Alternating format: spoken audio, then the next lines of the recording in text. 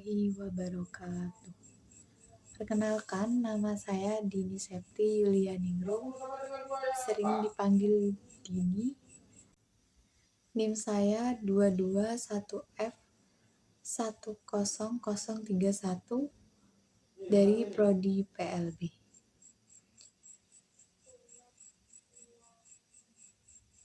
Nah, di sini saya akan menjelaskan tentang pengertian, klasifikasi, dan karakteristik anak tunalaras dan beberapa materi tambahan. Yang pertama, saya akan membahas pengertian anak tunalaras. Istilah resmi tunalaras baru dikenal dan dalam dunia pendidikan luar biasa. Istilah tunalaras berasal dari kata tuna yang berarti kurang dan laras berarti sesuai. Jadi, anak tunalaras berarti anak yang bertingkah laku kurang sesuai dengan lingkungan. Perilakunya sering bertentangan dengan norma-norma yang terdapat di dalam masyarakat.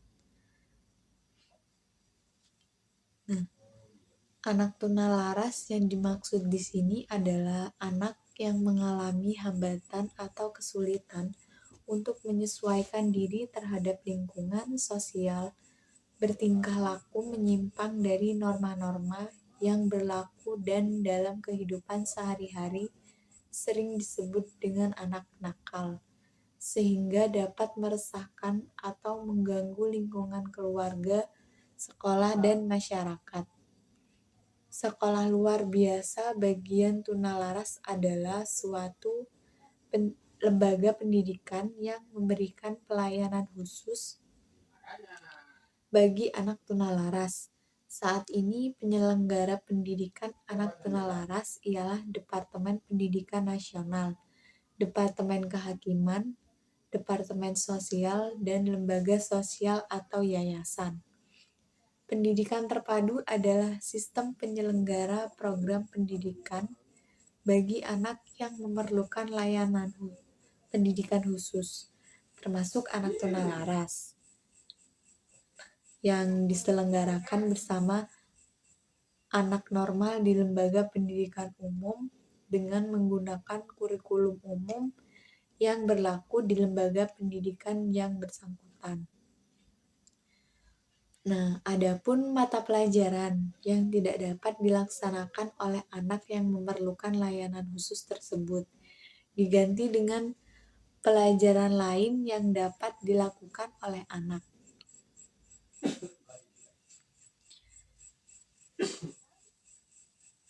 Kelas khusus adalah suatu bentuk pelayanan pendidikan bagi anak yang memerlukan pelayanan pendidikan khusus, termasuk anak tunalaras melalui kelompok belajar di lembaga pendidikan umum dengan menggunakan kurikulum umum yang berlaku di lembaga pendidikan yang bersangkutan.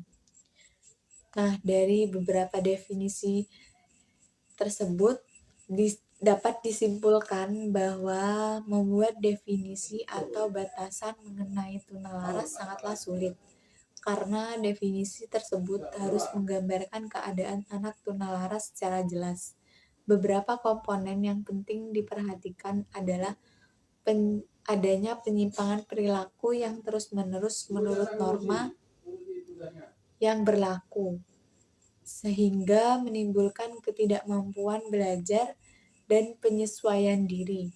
Yang kedua, penyimpangan itu tetap ada walaupun telah menerima layanan belajar serta bimbingan. Nah, itu adalah definisi anak tunalaras. Yang kedua, saya akan membahas klasifikasi anak tunalaras. Klasifikasi anak tunalaras. Mengklasifikasi anak tunalaras banyak ragamnya, di antara lain: 1. Klasifikasi yang dikemukakan oleh Rosembera dan kawan-kawan pada tahun 1992, yaitu Anak tunalaras dapat dikelompokkan atas tingkah laku yang beresiko tinggi dan rendah, dan yang beresiko tinggi yaitu hiperaktif, agresif, pembangkang, delinkuensi, dan anak yang menarik diri dari pergaulan sosial. Sedangkan yang beresiko rendah yaitu autisme dan skizofrenia.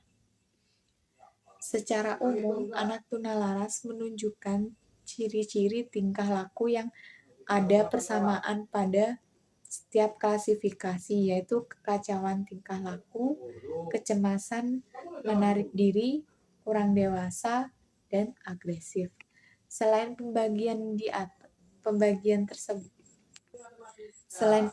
tersebut, masih banyak tingkah laku anak-anak yang dapat digolongkan tunalaras yang belum mendapat layanan khusus, misalnya anak yang merasa bahagia bila melihat api karena ingin selalu membakar saja, anak yang suka meninggalkan rumah, penyimpangan seks, dan sebagainya. Sistem klasifikasi kelainan perilaku yang kedua yaitu sistem klasifikasi kelainan perilaku yang dikemukakan oleh Quay pada tahun 1979 dalam Samuel A. Kirk and James J. Gallagher pada tahun 1986 yang dialih bahasakan oleh Muhammad Amin dan kawan-kawan pada tahun 1991,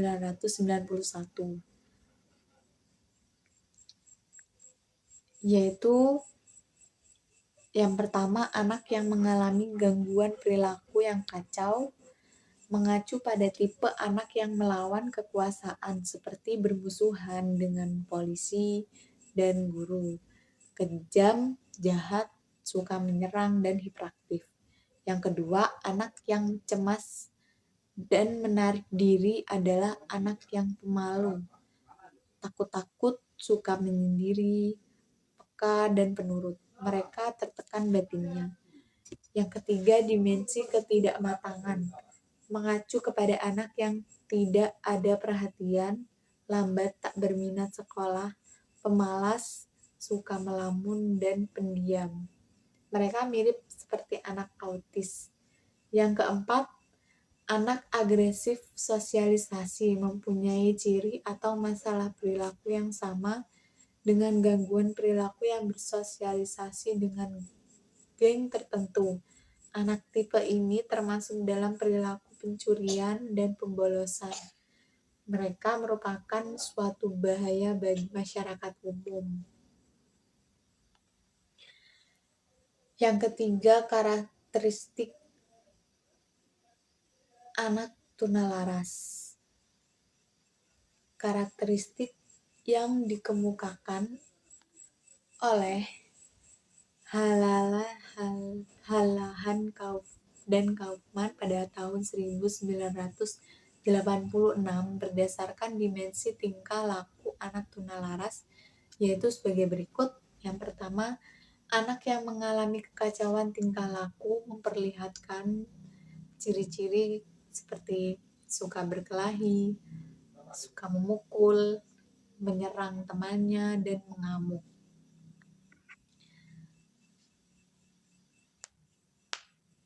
Serta membangkang dan merusak milik orang lain, kurang ajar, lancang, melawan, tidak mau bekerja sama, tidak mau memperhatikan, memecah belah, tidak bisa diam, menolak arahan, cepat marah, menganggap enteng, sok aksi, ingin menguasai orang lain, mengancam, pembohong, tidak dapat dipercaya, suka bersoal jawab, tak sanggup berdikari, mengejek, menyangkal, berbuat salah, egois, dan mudah terpengaruh untuk berbuat salah.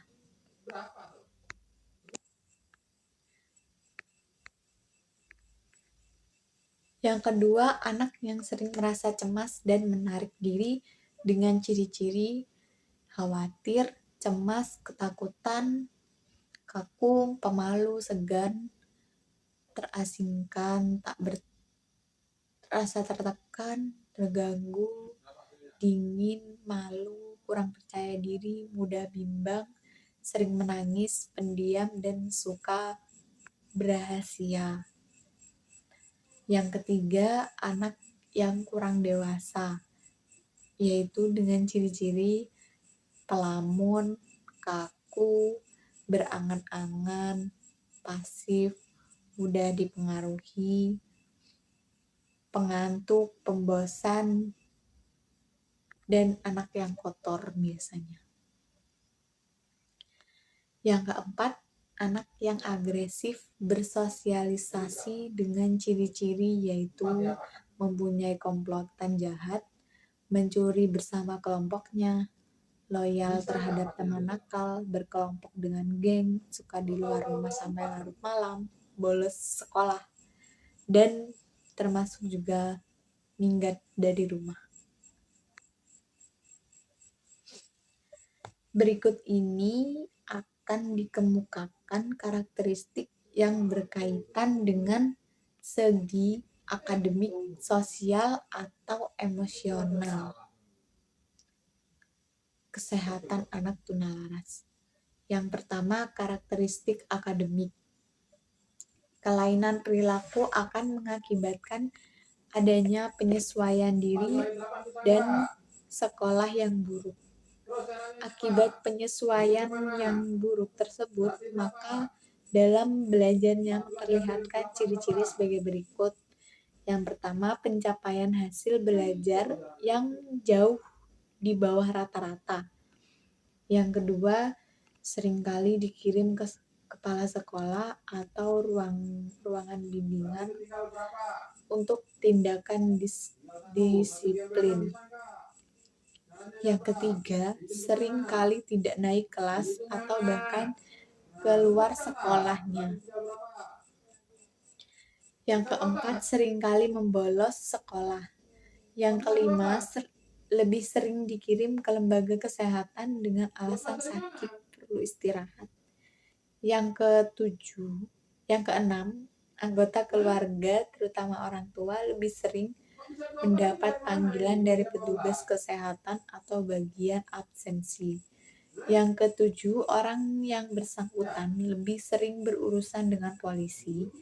Yang kedelapan, lebih sering menjalani masa percobaan dari yang berwenang. Yang kesembilan, lebih sering melakukan pelanggaran hukum dan pelanggaran tanda-tanda lalu lintas. Yang ke-10, lebih sering dikirim ke klinik bimbingan. Yang kedua ini karakteristik sosial atau emosional. Karakteristik sosial atau emosional anak tunalaras dapat dijelaskan sebagai berikut. Yang pertama, karakteristik sosial. 1. Masalah yang menimbulkan gangguan bagi orang lain dengan ciri-ciri perilaku tidak diterima oleh masyarakat dan biasanya melanggar norma budaya dan perilaku melanggar aturan keluarga, sekolah, dan rumah.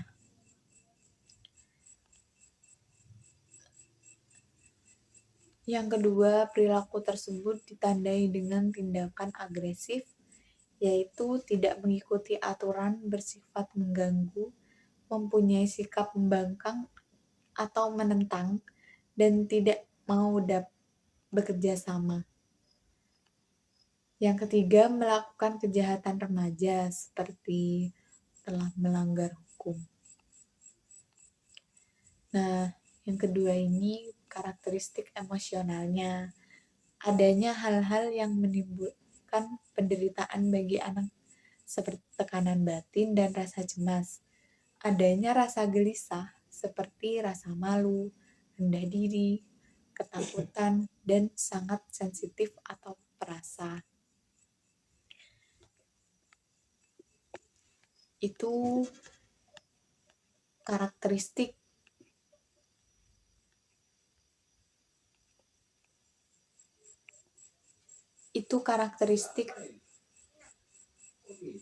emosional atau karakteristik sosialnya. Yang ketiga ini yaitu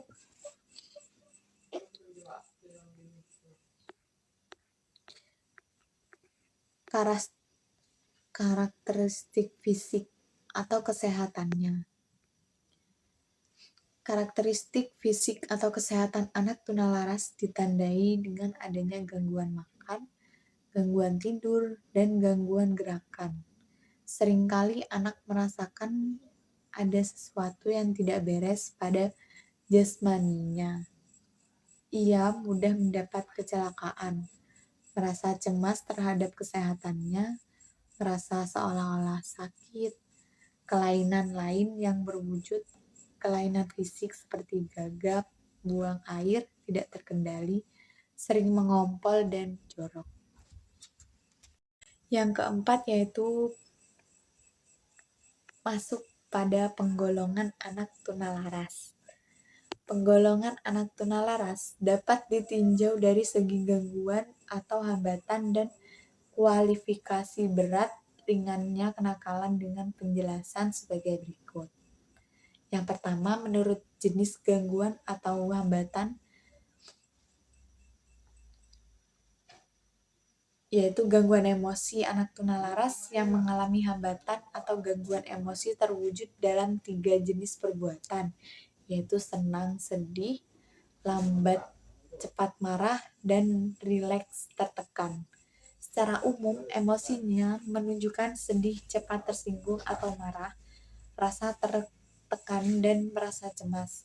Gangguan atau hambatan terutama tertuju pada keadaan dalam dirinya. Macam-macam gejala hambatan emosi, yaitu gentar, yaitu suatu reaksi terhadap suatu ancaman yang tidak disadari, misalnya ketakutan yang kurang jelas objeknya.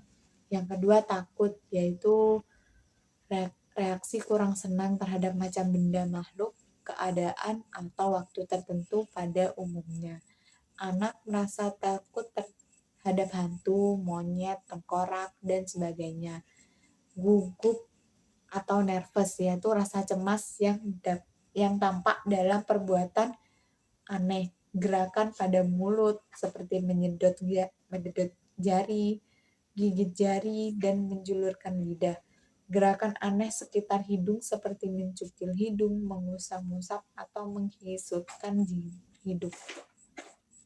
Gerakan seperti jari, seperti mencukil kuku, melilit-lilit tangan, atau mengepalkan jari. Gerakan sekitar rambut seperti mengusap-usap rambut, mencabuti atau mencakar rambut. Demikian pula gerakan seperti menggosok-gosok atau mengedik dan mengernyitkan muka dan sebagainya. Yang keempat, sikap iri hati yang selalu merasa kurang senang apabila orang lain memperoleh keuntungan dan kebahagiaan. Yang kelima, perusak, yaitu memperlakukan benda-benda di sekitarnya menjadi hancur dan tidak berfungsi. 6, malu, yaitu sikap yang kurang matang dalam menghadapi tuntunan kehidupan. Mereka kurang menghadapi kenyataan pergaulan. Yang ketujuh, rendah diri, yaitu sering minder yang mengakibatkan tindakannya melanggar hukum karena perasaan tertekan. Nah, adapun gangguan sosial, anak ini mengalami gangguan atau merasa kurang senang menghadapi pergaulan. Mereka tidak dapat menyesuaikan diri dengan tuntutan hidup bergaul. Gejala-gejala perbuatan itu adalah seperti sikap bermusuhan, agresif, bercakap kasar atau berkata kasar, menyakiti hati orang lain, keras kepala, menentang, menghina orang lain, berkelahi, merusak milik orang lain, dan sebagainya. Perbuatan mereka terutama sangat mengganggu ketentraman dan kebahagiaan orang lain. Beberapa data tentang anak tunalaras dengan gangguan sosial antara lain yaitu mereka datang dari keluarga pecah atau broken home yang sering kena marah karena kurang diterima oleh keluarganya. Yang kedua biasa dari kelas sosial rendah berdasarkan kelas-kelas sosial. Yang ketiga, anak yang mengalami konflik kebudayaan, yaitu perbedaan pandangan hidup antara kehidupan sekolah dan kebiasaan pada keluarga. Yang keempat, anak berkecerdasan rendah atau yang kurang dapat mengikuti kemajuan pelajaran sekolah. Yang kelima, pengaruh dari kawan atau sekelompok yang tingkah lakunya tercela dalam masyarakat. Yang keenam, dari keluarga miskin. Yang ketujuh, dari keluarga yang kurang harmonis sehingga hubungan kasih sayang dan batin umumnya bersifat perkara. Salah satu contoh, kita sering mendengar nih, anak delinkuensi. Sebenarnya anak delinkuensi merupakan salah satu bagian anak tunalaras dengan gangguan karena sosial perbuatannya, menimbulkan ketidakbahagiaan atau ketidakketentraman bagi masyarakat. Perbuatannya ini termasuk pelanggaran hukum seperti perbuatan mencuri, menipu, menganiaya, membunuh, mengeroyok, menodong, mengisap ganja, dan anak berkecanduan narkotika, dan lain sebagainya. Klasifikasi berat ringannya kenakalan ada beberapa kriteria yang dapat dijadikan pedoman untuk menetapkan berat ringan. Kriteria itu adalah yang pertama, besar kecilnya gangguan emosi, artinya semakin tinggi memiliki perasaan negatif terhadap orang lain, makin dalam rasa negatif semakin berat tingkat kenakalan anak tersebut.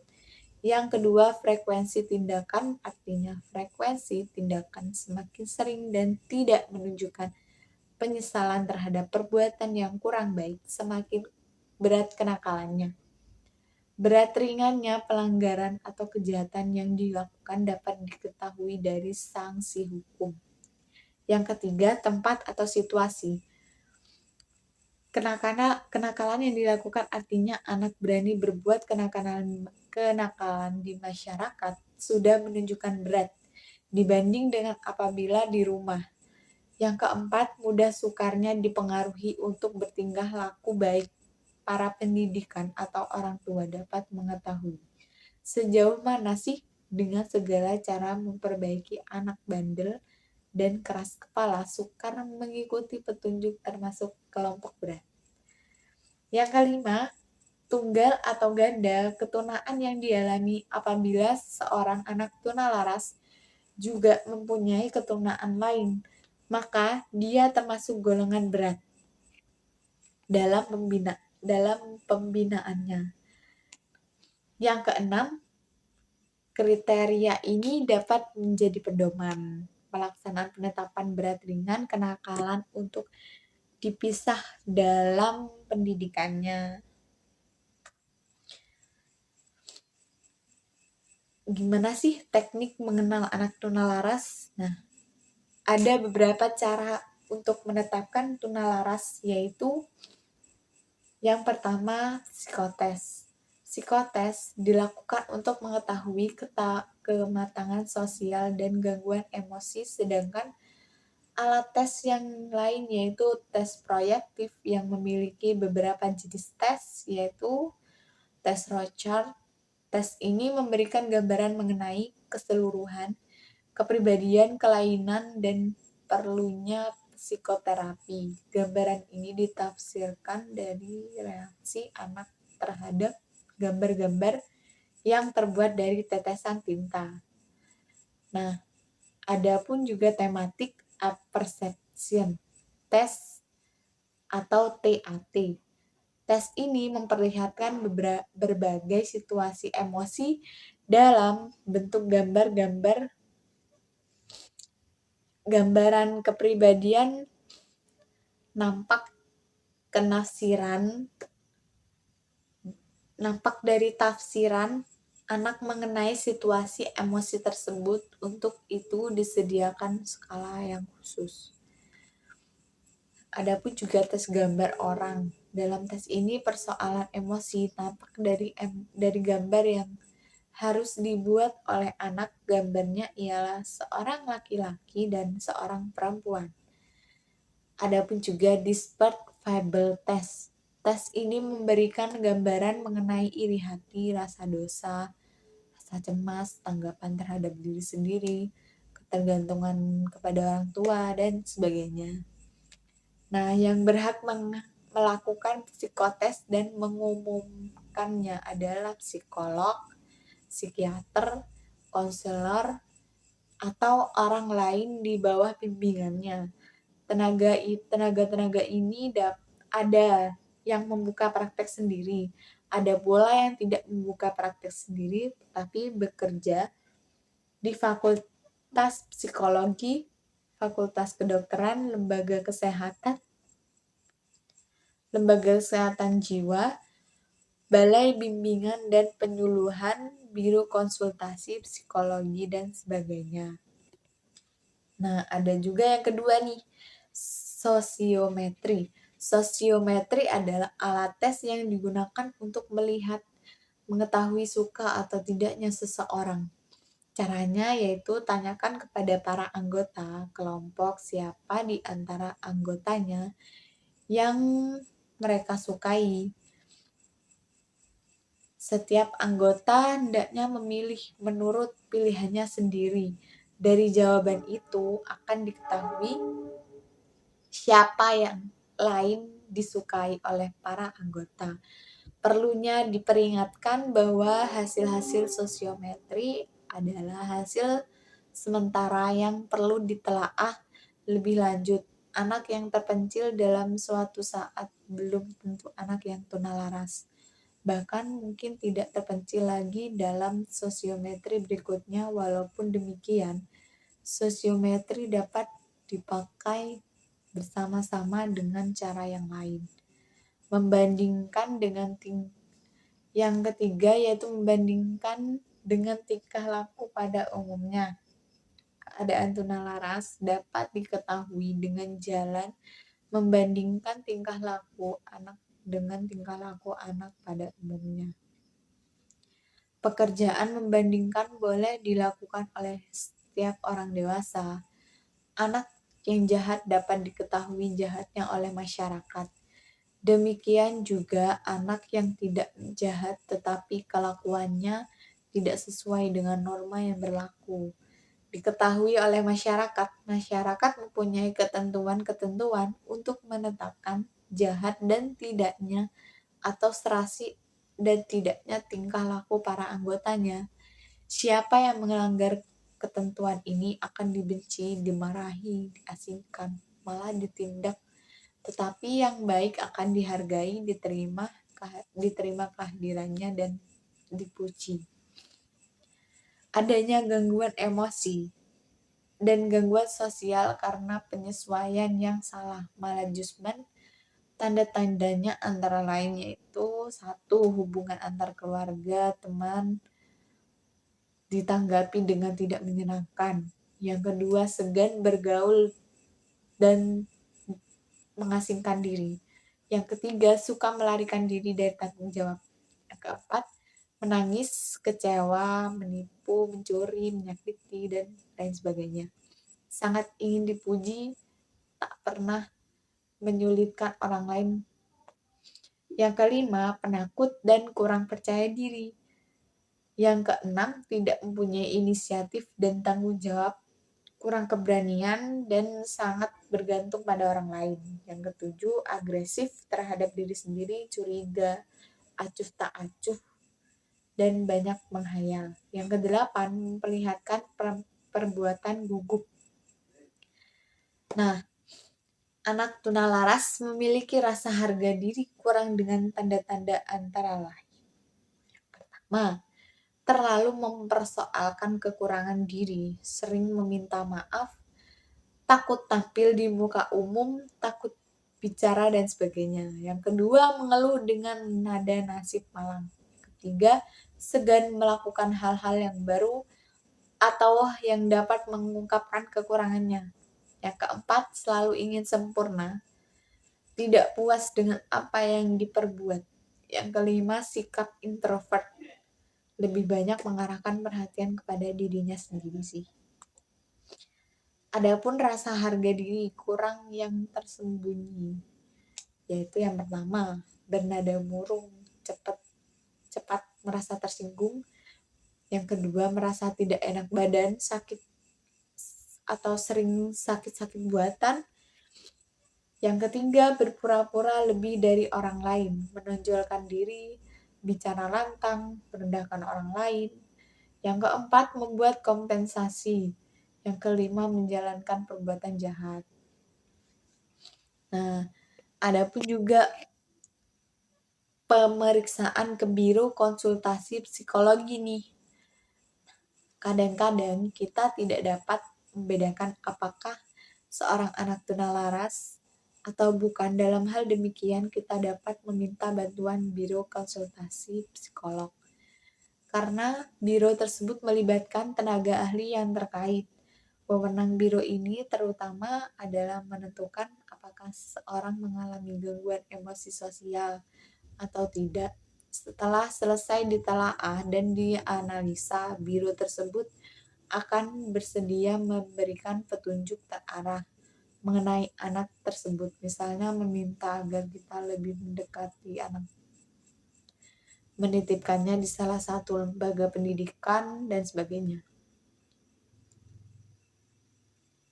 Kalau perlu, biro juga akan membuat keterangan agar dapat dipakai oleh pihak yang bersangkutan. Nah, yang kelima nih, memeriksa ke klinik psikiatri anak. Bentuk usaha lain untuk mengetahui anak tunalaras adalah dengan memeriksakan ke klinik psikiatri anak. Tugas pokoknya ialah melakukan usaha rehabilitasi dan penyembuhan terhadap mereka yang mengalami kelainan psikis, tetapi juga dapat menetapkan seorang mempunyai kelainan tunalaras atau tidak. Dalam surat keterangan yang dikeluarkan oleh klinik psikiatri anak, menyebutkan istilah antara lain anxiety, histeria, conversion, histeria, sexual perversion, obsesional neurosis, psikos anak, dan lain-lain. Dengan arti istilah-istilah tersebut yaitu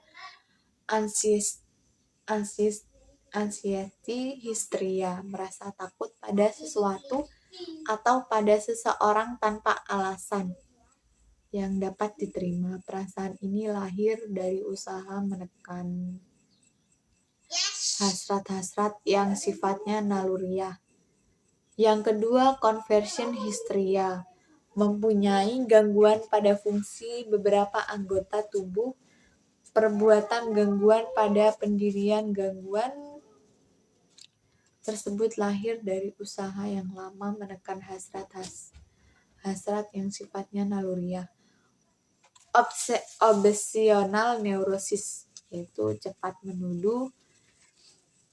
Ini semua dapat pernyataan dari hati yang sangat sensitif dan takut diserang.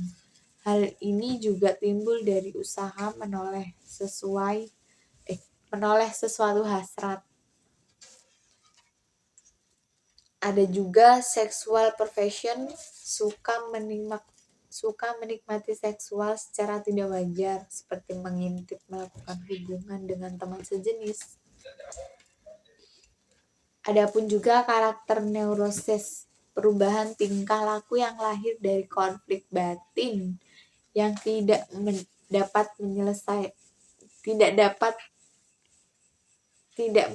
penyelesaian. Nah, yang terakhir ada psikos anak. mempunyai kesulitan menyesuaikan diri terhadap segala-galanya. Di sini saya akan menjelaskan tentang pengertian, klasifikasi, dan jadi itulah penjelasan tentang anak tunalaras menurut saya, menurut catatan saya. Kurang lebihnya mohon maaf. Apabila ada salah kata atau